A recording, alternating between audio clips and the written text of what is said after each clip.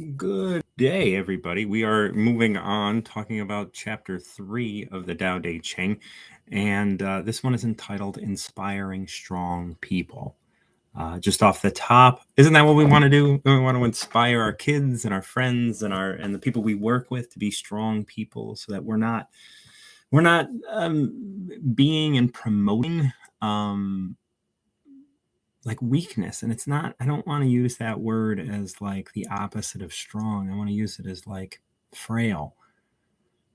We're going to be talking a bit today about how when we promote a thing, like when everybody wants to live, by the beach, there's only so many people that can do that.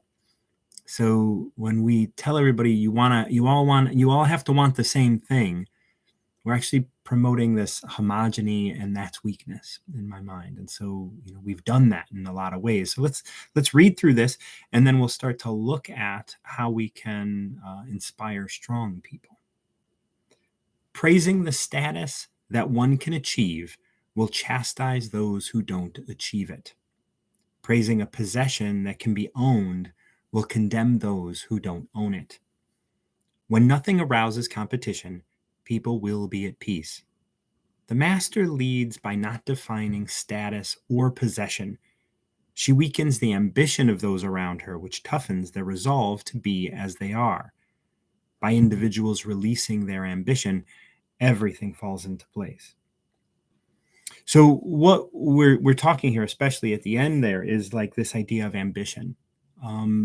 Your ambition to be something, your ambition to be seen as something, your ambition to want, and wanting is an interesting thing, because a lot of like deep religious sort of text, especially the Tao, which is non-dual, says don't want, don't have desire. And although that's great, the moment you want to not want, the moment you want to not have desire, you have desire and want. And so there's this balance that has to be struck, where it's like you don't even notice that you don't want. You literally accept things as they are, and you don't want anything to change. You don't have a desire for that to change. But that's not something that you can work at. That's something that, as you love yourself more, you realize that this moment is you, and it's not a moment of your life. It is totally you. And so that is what you're living. So let's start at the beginning here. Praising the status that one can achieve will chastise those who don't achieve it. When you praise something that can be achieved, if someone doesn't achieve it, it will put them on the outside, right? It's like, oh, if you tell your child, I won the basketball tournament and I did all these things, and you're teaching your child that this is worth praising. This is something that you want. This is something that, they need to aspire to. And when they don't achieve it, because it's possible for them to achieve it, but they don't achieve it, well, now they feel less than. And how many of you have had that experience, right? Like, there's a status that can be achieved. You're being asked to achieve it, and yet you still can't. And that's a difficult thing, right? It's hard to come into the world and come into this place where you have to achieve something from someone else's perspective, or you have to achieve something that someone else wants. Praising a possession that can be owned will condemn those who don't own it.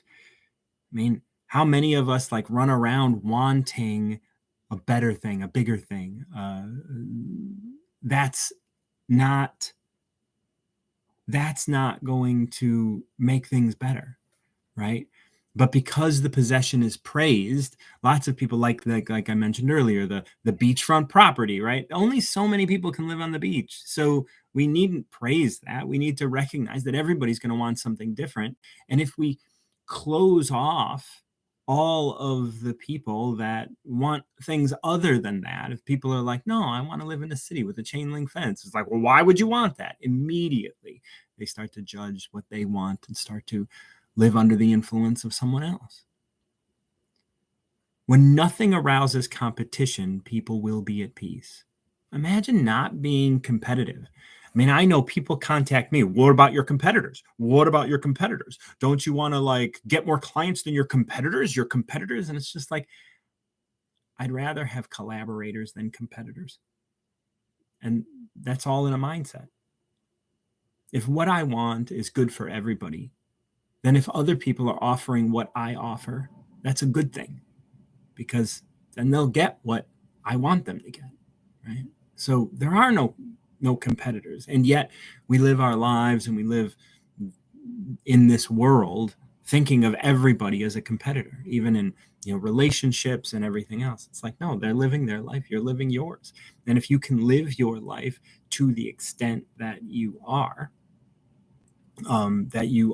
in collaboration with everything around you, then you are more at peace. You are able to be at peace. Like it says here, when nothing arouses competition, people will be at peace.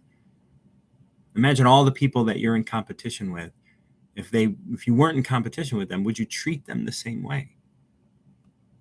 The master leads by not defining status or possession. Now, this is the master, and in Tao, we talk about the master as the one who is aligned with Tao and allows Tao to control their lives to an extent, right? It's like they don't have want, they don't have desire.